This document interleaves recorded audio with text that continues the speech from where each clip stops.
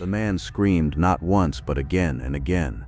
Each cry climbed higher, cracking into something that no longer sounded human. His limbs thrashed, but 3 soldiers held him fast. A 4th stood above with a narrow blade, not meant for killing, but for peeling. The steel glinted under a gray sky, and the first cut wasn't the deepest, it was the slowest. From the scaffold he saw them, hundreds of faces, some pale with fear, others flushed with hunger. Mothers held children aloft. Old men whispered prayers. A butcher laughed, and somewhere in the crowd someone whispered his name like a curse or a warning. This was not justice, this was theater, blood theater, and it all began with a question. How do you punish a man whose defiance reached higher than any sword? You don't kill him quickly, you teach him to die.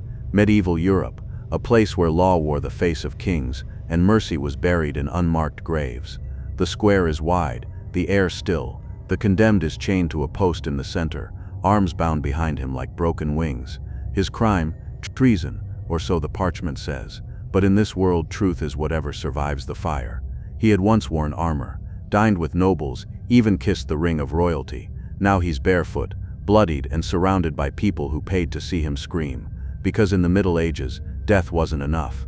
Death was too quick, too forgettable. What the crown wanted was memory. This was punishment with purpose, pain as a message, and the crowd came not for closure but for lesson, because here the line between justice and horror was as thin as the blade about to cut.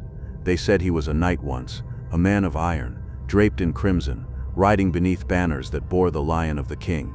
His name, once spoken with reverence in courtly halls, had been erased from every scroll. Now he was only the traitor. No trial, no defense, just a proclamation nailed to the wooden gates at dawn. By command of His Majesty, let the flesh bear witness to betrayal. His crime, a whisper in the wrong ear, a letter never meant to be read. Perhaps it was truth, perhaps it was only suspicion, manufactured in the shadowed chambers of a paranoid king. They said he questioned attacks, or a massacre, or a missing girl last seen in the halls of the palace. Whatever it was, the judgment was swift. Within a single night he was dragged from his home, stripped of title, branded on the chest, and left to rot in the dungeon. But he didn't weep, not when they broke his ribs, not when they paraded him through the streets. Even now, strapped to the wooden wheel in the town square, he stared into the crowd with a defiance that unsettled even the guards. That was the problem. The fear was supposed to silence him. Instead, it hardened him. The townsfolk gathered in murmurs. Some remembered the man as a hero. He had once ridden through the village after a brutal border war, carrying the limp body of a child he had rescued from fire. Others spoke of darker things, of a nobleman who had seen too much, said too much, lived too long beside cruelty without turning away. Maybe guilt had poisoned him, maybe he had finally chosen to act, but the truth was buried, just like the bodies, and now beneath the gray sky, justice was prepared with ropes and rusted steel. The man's eyes were open, watching. He didn't plead, didn't scream, not yet, but soon the blade would teach him to speak in a different language, the language of torn flesh, the dialect of royal vengeance, and every soul in that square would listen. The mist hadn't lifted when the bell tolled. A single iron clang echoed across the cobbled streets, stirring the village like a funeral breath. By dawn they were already assembling, merchants dragging carts, mothers gripping children's hands, old men hobbling toward the square with the reverence of pilgrims. This wasn't just punishment, it was performance, and everyone had a seat. Children rode on shoulders to see better. Bread sellers carved meat beside the gallows. A man sharpened knives not for use but for show, the rhythmic scrape drawing curious eyes. The fog curled around the buildings like fingers, whispering reminders that something unholy would happen before the sun reached its peak. Then came the drums, slow, hollow, a beat not of triumph but of doom. Between 2 lines of soldiers, the condemned was led forward, barefoot, bloody, cloaked in rags that clung to his broken frame. His hair hung like ropes, his lips were cracked and dry, but his gaze was terrifying, not because it begged for mercy, but because it offered none. He stared into the crowd as if memorizing each face, branding his pain into them before the blade ever touched him. A hush fell when the executioner emerged. No fanfare, no name, just a hood, black as night, and gloves stained with old sins. He carried no sword, instead a roll of tools in worn leather, blades not meant for killing swiftly, hooks not made for meat, but for memory. They called him the artisan, because what he did wasn't killing, it was craft, A boy cried. His mother shushed him. Another child laughed. The priest whispered a prayer, not for the victim but for the king's justice. Then from beneath the wooden platform they brought forth the table.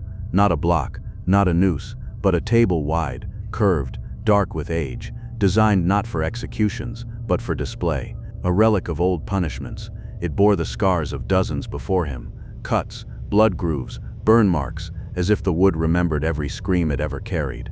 They strapped him down slowly. One arm, then the other, then his ankles, iron rings, leather belts, nails through cloth. His chest rose and fell like a man ready for drowning. Still he did not fight. Even as the executioner leaned in close and whispered something only the traitor could hear, he did not flinch. The crowd held its breath. And somewhere in the distance, behind the last row of onlookers, the royal herald raised the parchment high and began to read the final sentence. A sentence not written in law, but in pain.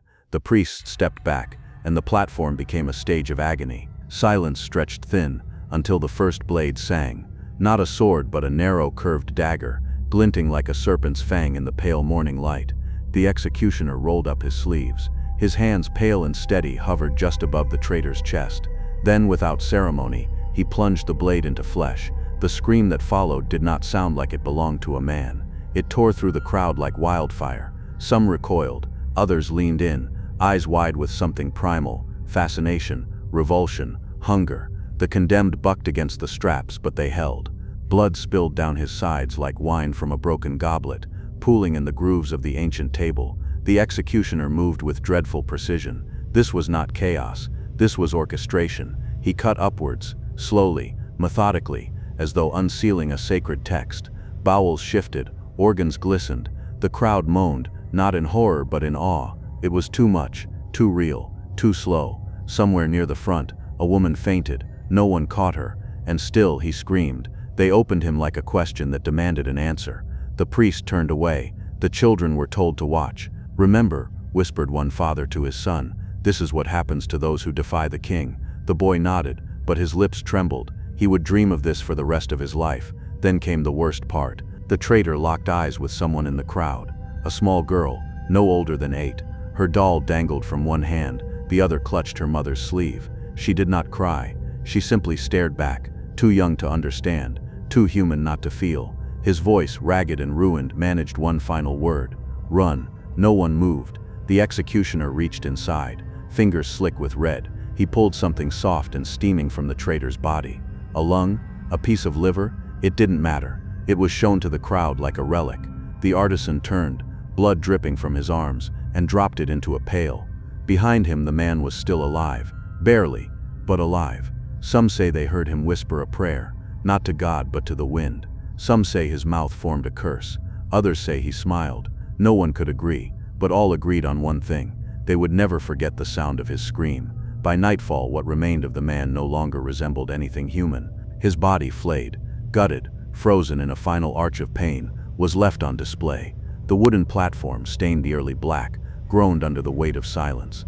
The executioner had long since vanished into the taverns. The crowd had thinned, but the corpse stayed, its jaw slack, eyes open to the stars. And then came the children. Led by their elders, they approached in small groups. No one spoke. One by one they were handed stones, not to avenge, not to destroy, but to participate. Each child raised an arm and threw. Some missed, some hit bone. The thuds echoed like drumbeats in the square. A small boy paused before casting his stone.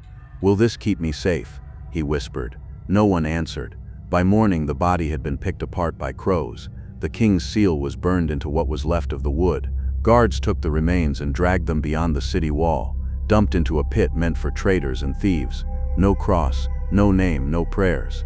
In the royal records the man ceased to exist. His title, land and bloodline erased with ink. His family, what little remained, was banished or buried. Those who had known him were warned, speak his name and join him. But history does not forget what it cannot explain. Only one man, an old monk who had witnessed the execution from the shadows, kept the memory alive. He wrote in a hidden journal, "I saw cruelty, not justice, a lesson carved in skin. They wanted us to see not the man's guilt, but the king's reach." That journal would be found centuries later, and with it the drawings, sketches of the man's face, the girl in the crowd, the stone in her hand. Some say her descendants still live in the village. Others claim the site of the execution is cursed. Animals refuse to cross it, and on cold mornings the ground steams red. But all who read the account agree on one thing. The man may have died on the table, but the fear lived on. History remembers kings. It writes their names in gold, their victories in marble, and their cruelty in silence. But beneath the silence, if you listen closely, you can still hear the screams, not of battle but of punishment, of ritual, of fear. In the Middle Ages, justice was not blind. It was theatrical. It wore a mask carved from pain and played to an audience that had no choice but to watch. Executions were not simply about death. They were warnings carved into living flesh, a show, a sermon, a scar etched into the minds of the masses. And what of the man who died that day? His name was taken, his bones forgotten, but the memory of his agony lived on, not in records, not in tombstones, but in the nightmares of the children who saw it, and in the whispered prayers of those too afraid to speak. Centuries later, we ask, was he guilty? But perhaps that question no longer matters, because guilt dies with the body. Fear survives the grave.